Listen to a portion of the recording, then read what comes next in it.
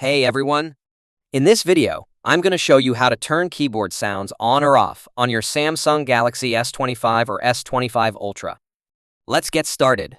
First, make sure your phone is not on mute or vibrate mode, because if it is, you might not hear any sound even if it's enabled.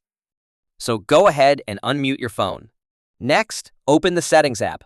From here, scroll down and tap on Sounds and Vibration. Once you're in, look for an option called System Sound and tap on it. Here, you'll see a list of system-related sounds, and one of them is Samsung Keyboard. If you want to turn off keyboard sounds, just tap the toggle next to Samsung Keyboard to disable it. Now, when you type, you won't hear any clicking sounds. But if you want to enable the sound again, tap the toggle to turn it back on. You can also adjust the volume slider at the top to control how loud the keyboard clicks sound. And that's it. Super simple. Thanks for watching. If this video helped you out, don't forget to like and subscribe. And if you have any questions, feel free to leave a comment below. I'll be happy to help.